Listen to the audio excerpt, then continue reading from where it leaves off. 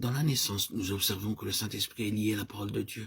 Dans la naissance de l'homme céleste, la parole fut présentée à Marie et elle créa un problème pour elle.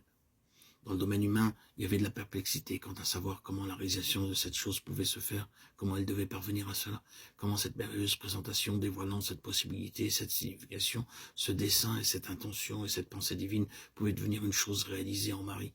C'était son problème. L'ange répondit à sa recherche et élimina sa perplexité par une déclaration. Le Saint-Esprit viendra sur toi. Luc 1, 35. Ainsi, nous voyons que dans cette naissance, il y a eu l'esprit lié à la parole de Dieu.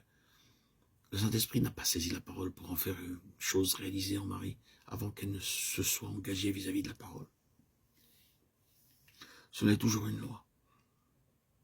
Mais lorsqu'elle s'est délibérément engagée vis-à-vis de la parole, alors le Saint-Esprit a entrepris la réalisation de cette parole, son application, sa teneur, son but.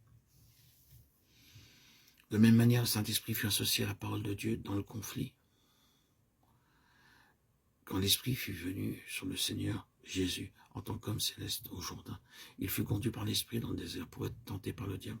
Étant conduit par l'Esprit, gouverné par l'Esprit, poussé par l'Esprit, et entrant en scène par lui, la parole de Dieu fut par l'Esprit l'instrument pour la défaite de l'ennemi et pour l'avance définitive plutôt que l'arrêt de l'homme céleste.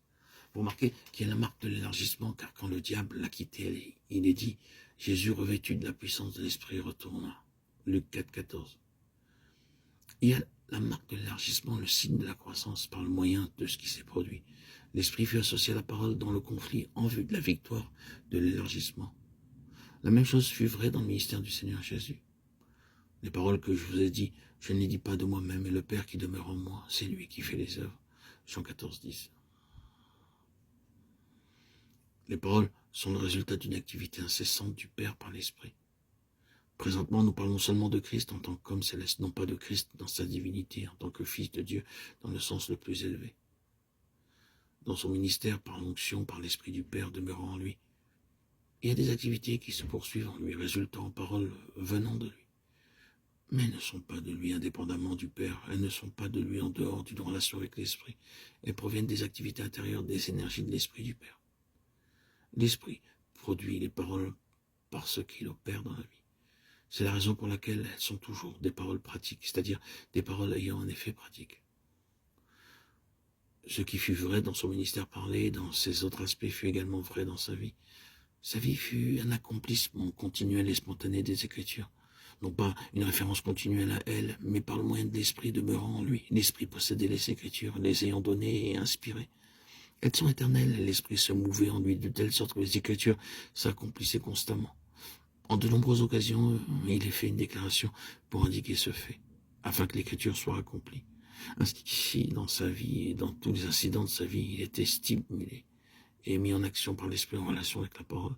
L'homme céleste est gouverné par la parole de Dieu, par le moyen de l'Esprit éternel. Cela est vrai de lui personnellement. Or, cela est également vrai de lui corporativement. L'homme céleste corporatif est le résultat du même processus. L'Église, son corps dans toutes ses parties, est amené à l'existence par la parole. Premièrement présentée, puis envisagée, prise en considération, à laquelle une réponse positive est donnée. Et le Saint-Esprit, prenant acte de la réception de la parole, en fait une chose vivante. Le résultat est l'Église, le corps de Christ, l'homme céleste corporatif.